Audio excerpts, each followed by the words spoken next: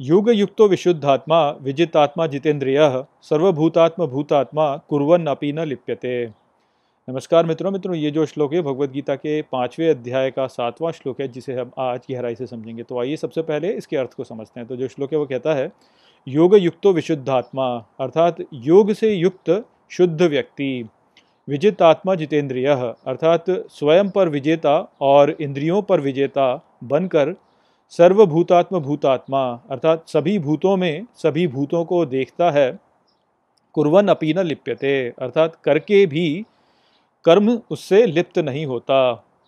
तो श्री कृष्ण ने पिछले श्लोक में ये समझाया कि कैसे जो संन्यास का मार्ग होता है उससे जो योग का मार्ग है वो विशिष्ट होता है। अब यहाँ पर इस श्लोक में श्री कृष्ण योग के मार्ग का अनुसरण करने वाला जो व्यक्ति है उसके बारे में बता रहे हैं, और यहाँ पर इस श्लोक के द्वारा हम और समझ सकते हैं कि कैसे संन्यास और योग जो हैं वो एक दूसरे से जुड़े हुए हैं। तो यहाँ पर श्री कृष्ण अर्जुन से कहते हैं कि जो व्यक्ति योग से युक्त होता है वो शुद्ध होता है, और वो शुद्ध होता है अपने अहंकार पर और अपनी इंद्रियों पर विजय प्राप्त करके। ऐसा जो व्यक्ति होता है वो इस विजय को प्राप्त करने के पश्चात सभी भूतों में सभी भूतों को देखता है, अर्थात वो सभी प्राणियों में एक ही दिव्यता को देखता है। और इस प्रकार के ज्ञान के द्वारा ऐसा व्यक्ति जो भी कर्म करता है उस कर्म का परिणाम उससे लिप्त नहीं होता। तो जो बात यहाँ पर श्री कृष्ण ने मूल रूप से कही है वो ये कही है कि योग में स्थित व्यक्ति जो होता है वो अपने अहंकार पर भी विजय प्राप्त कर लेता है और वो अपनी इंद्रियों पर भी विजय प्राप्त कर लेता है, और वो इस प्रकार से जो दिव्यता है हम सभी के भीतर उसको सभी के भीतर देख पाता है, और इस प्रकार से वो अपने जो कार्य करता है उसके परिणाम उसको लगते नहीं हैं। तो जो यहाँ पर गहरी बात है जो कि हमें समझनी है वो वास्तव में ये है कि जो दिव्यता हमारे भीतर है उसको हमें समझना है, और जब हम इस दिव्यता के द्वारा अपने कार्य को करते हैं तो हम वास्तव में योग के कार्य को कर रहे होते हैं। किंतु ये जो दिव्यता होती है इसके साथ में स्वयं का कार्य करना इतना सरल होता नहीं जितना ये लगता है, क्योंकि हमारा अहंकार वास्तव में बीच में आ जाता है। तो इसलिए यहाँ पर श्री कृष्ण कह रहे हैं कि उस व्यक्ति ने अपने अहंकार पर विजय प्राप्त कर ली है और उसने अपनी इंद्रियों पर विजय प्राप्त कर ली है।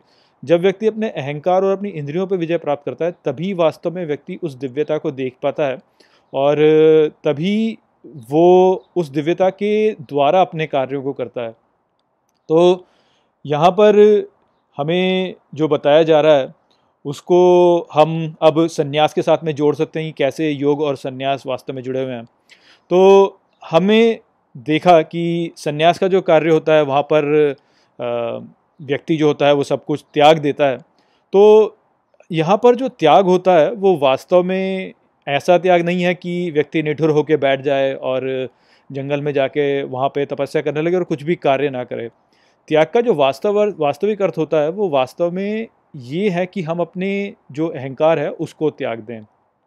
तो जब व्यक्ति अपने अहंकार को त्याग देता है तब वास्तव में वो व्यक्ति जो होता है वो योग में पहुंच जाता है, स्वयं ही पहुंच जाता है वास्तव में। क्योंकि जो वास्तविक संन्यास है उसका अर्थ ये नहीं है कि आपको निठुर बैठ जाना है। वो व्यक्ति भी वास्तव में पूरी लगन के साथ में अपने कार्य को करता है, किंतु उसका जो कार्य होता है वो उसके अहंकार से प्रेरित नहीं होता, बल्कि उसका जो कार्य होता है वो दिव्यता के द्वारा प्रेरित होता है। और यहाँ पे हमें ये भी समझना चाहिए कि जो व्यक्ति अपने भीतरी दिव्यता के साथ में कार्य करना चाहता है और उसने अपने अहंकार को यदि त्यागा नहीं है तो कई बार ऐसा हो सकता है कि वो व्यक्ति भ्रमित हो जाए। उसको ऐसा ही लगेगा कि उसकी भीतर की जो ध्वनि है वो वास्तव में जो दिव्यता है उससे आ रही है, जबकि हो सकता है कि वो ध्वनि वास्तव में उसके अहंकार से आ रही हो। जैसे यहाँ पर जो अर्जुन का उदाहरण है, जहाँ पर कि अर्जुन इस युद्ध से पीछे हटना चाह रहे हैं, तो उनको ऐसा लग रहा है कि जो युद्ध से पीछे हटने वाली बात है वो वास्तव में उनके भीतर की दिव्यता से आ रही है, किंतु ये वास्तव में उनके अहंकार से आ रही है, क्योंकि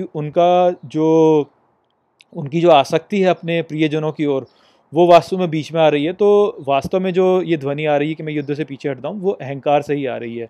जो भीतरी दिव्यता की ध्वनि है वो तो वास्तव में श्री कृष्ण की वाणी है, और यहाँ पर अर्जुन को श्री कृष्ण की जो वाणी है वो व्यवहारिक नहीं लग रही है। तो इस प्रकार का जो भ्रम है ये वास्तव में हम सभी के भीतर चलते रहता है कि हमको ऐसा लग सकता है कि हमारे भीतर की जो ध्वनि है वो दिव्यता की ध्वनि है, जबकि हो सकता है कि वो अहंकार की ध्वनि हो। तो इससे बचने के लिए ये बहुत ही महत्वपूर्ण है कि हम अपने अहंकार को त्याग दें और शुद्ध हो जाएं।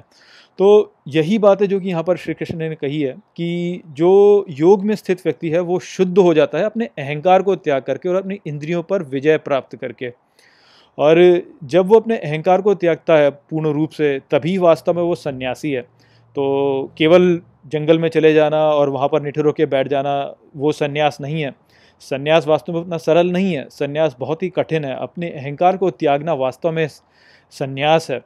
तो यही बात है जो कि हमें समझनी चाहिए कि अपने अहंकार को त्याग करके सभी जो प्राणी हैं उनमें एक ही उस दिव्यता को देखना जो कि हम सबके भीतर स्थित है और जो कि दृष्टा है।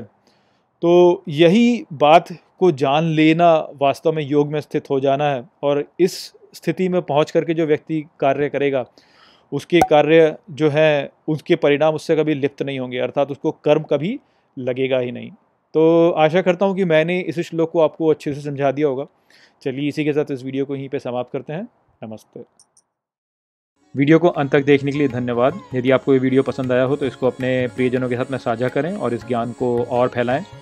यदि आपके पास कोई भी प्रश्न है तो मुझसे इंस्टाग्राम पर जुड़िए। वहाँ पर मैं हर शनिवार रात को एक लाइव Q&A सेशन रखता हूँ और आप मुझसे वहाँ पर अपने प्रश्न पूछ सकते हैं। जय श्री कृष्ण।